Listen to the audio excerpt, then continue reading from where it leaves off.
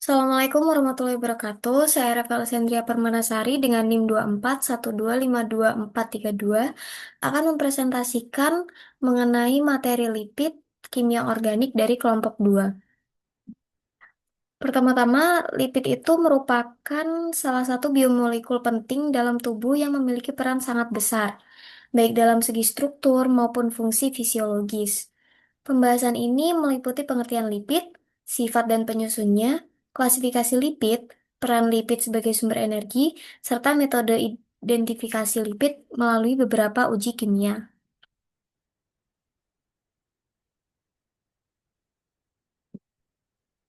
Lipid merupakan sumber nutrisi yang sangat penting bagi tubuh manusia. Hal ini disebabkan karena lipid mampu menghasilkan energi dalam jumlah besar ketika mengalami proses pembakaran di dalam tubuh. Selain berfungsi sebagai sumber energi, lipid juga berperan dalam membantu pelarutan vitamin yang hanya dapat larut dalam lemak, yaitu vitamin A, D, E, dan K. Di dalam tubuh, lemak disimpan dalam jaringan adiposa sebagai cadangan energi. Selain itu, lipid juga merupakan komponen utama penyusun membran plasma sel, berperan dalam pembentukan hormon, serta menjadi bagian dari struktur beberapa vitamin.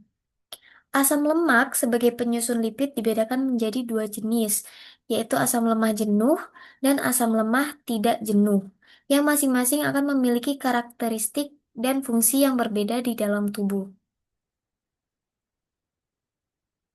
Secara kimia, lipid bersifat nonpolar atau hidrofobik, sehingga tidak dapat larut dalam air, namun larut dalam pelarut organik nonpolar seperti kloroform atau ether.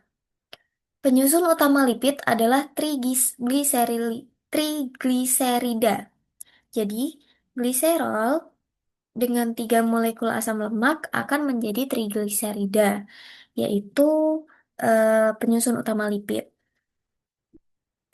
Trigliserida ini merupakan senyawa ester yang terbentuk dari satu molekul gliserol dan tiga molekul asam lemak yang dapat berbeda jenisnya. Selain trigliserida, lipid juga tersusun atas senyawa lain seperti monogliserida, asam lemak bebas, atau lilin dan wax. Dalam sistem biologis, lipid sering ditemukan dalam bentuk senyawa kompleks, misalnya lipoprotein yang merupakan gabungan lipid dengan protein, serta glikolipid yang merupakan gabungan lipid dan karbohidrat.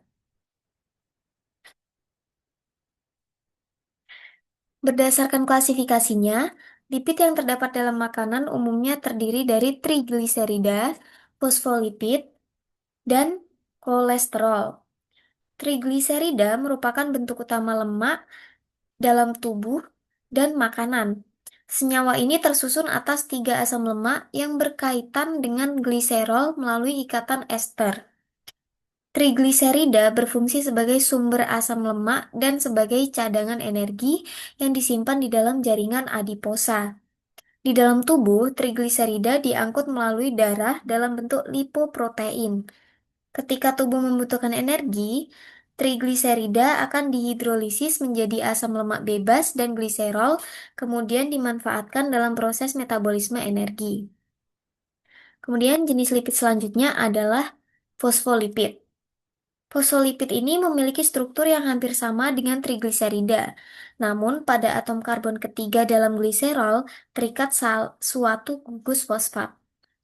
Fosfolipid bersifat amfipatik, yaitu memiliki bagian yang bersifat hidrofilik dan bagian lain yang bersifat hidrofobik. Sifat ini memungkinkan fosfolipid berada di batas antara air dan lemak, sehingga fosfolipid menjadi komponen utama penyusun membran sel dan membran lipoprotein. Nah, lipid lainnya adalah kolesterol. Kolesterol ini merupakan senyawa lipid yang berperan penting sebagai penyusun utama membran sel dan sebagai prekursor dalam pembentukan hormon steroid, asam empedu, serta vitamin D. Kolesterol dalam darah sebagian berasal dari makanan, yaitu sekitar 15%, sedangkan sekitar 85% sisanya disintesis oleh hati dari asetil CoA. Kolesterol yang tidak digunakan oleh tubuh akan dikeluarkan melalui proses katabolisme dan disekresikan dalam bentuk garam empedu, kemudian dibuang melalui feses. Nah, dari berbagai jenis lipid yang ada, hanya asam lemak bebas dari hasil pemecahan trigliserida yang dapat dioksidasi untuk menghasilkan energi. Proses pemecahan trigliserida menghasilkan gliserol dan asam lemak. Gliserol selanjutnya akan diubah menjadi gliseraldehid 3 fosfat dan masuk ke dalam jalur metabolisme energi, seperti glikolisis dan siklus Krebs. Sementara itu, asam lemak akan mengalami proses oksidasi di dalam mitokondria melalui beta oksidasi, sehingga menghasilkan asetil CoA yang kemudian masuk ke dalam siklus Krebs untuk menghasilkan energi dalam bentuk ATP.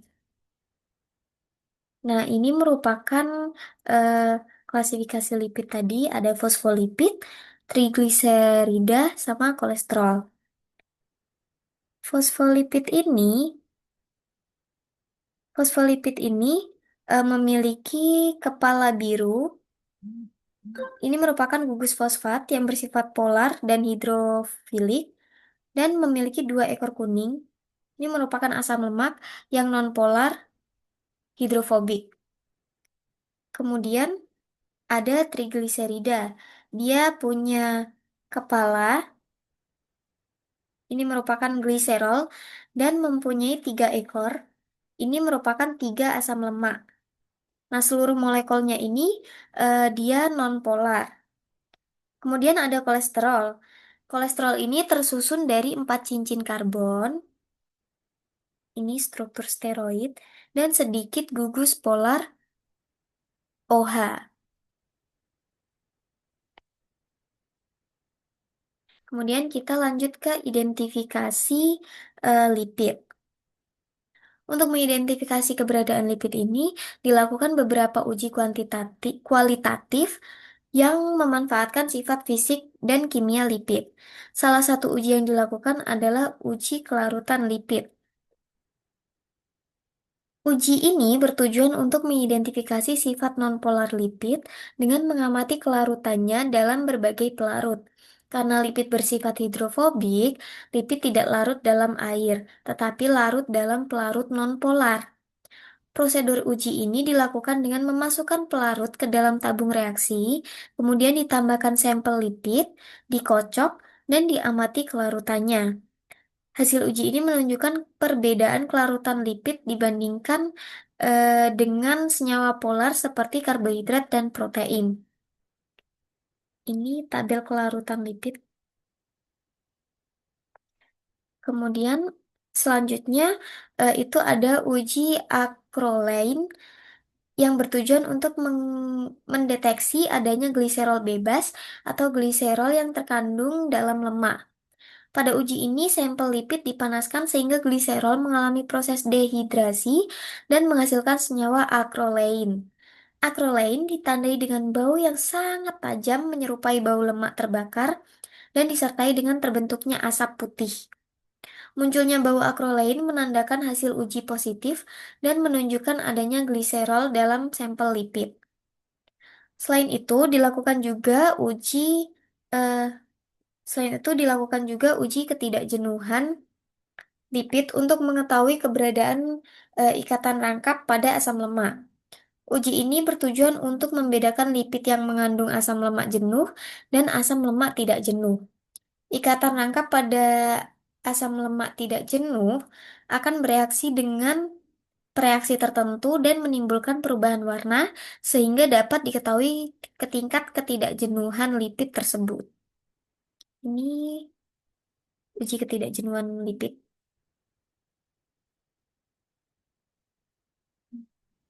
Kemudian eh, untuk mengidentifikasi kolesterol dilakukan uji Salkowski. Uji Salkowski merupakan uji kualitatif yang digunakan untuk mengidentifikasi keberadaan kolesterol dalam sampel. Pada uji ini, kolesterol dilarutkan dalam kloroform anhidrat, kemudian ditambahkan asam sulfat pekat, kemudian sampel mengandung kolesterol, kemudian kemudian Apabila sampel mengandung kolesterol, maka akan terbentuk lapisan berwarna merah pada bagian atas. Sedangkan lapisan asam sulfat akan berubah warna menjadi kuning dengan fluoresensi hijau. Nah, selain uji Salkowski ini, terdapat pula uji Lieberman, Burchard, yang digunakan sebagai uji kuantitatif untuk kolesterol. Prinsip uji ini adalah terjadinya reaksi oksidasi kolesterol sehingga penambahan asam asetat dan asam sulfat pekat. Dalam reaksi ini, kolesterol mengalami dehidrasi dan oksidasi membentuk senyawa 3,5 koleste kolestadiena dan ditandai dengan perubahan warna tertentu. Perubahan warna ini menunjukkan keberadaan dan kadar kolesterol dalam sampel. Nah, dapat disimpulkan bahwa lipid merupakan biomolekul yang sangat penting bagi tubuh, baik sebagai sumber energi, penyusun struktur sel, maupun sebagai komponen berbagai senyawa biologis. Melalui pemahaman mengenai sifat, klasifikasi, serta uji identifikasi lipid, diharapkan eh, yang saya sampaikan dapat dipahami secara jelas. Baik, terima kasih. Sekian presentasi dari saya. Kurang lebihnya mohon maaf. Wassalamualaikum warahmatullahi wabarakatuh.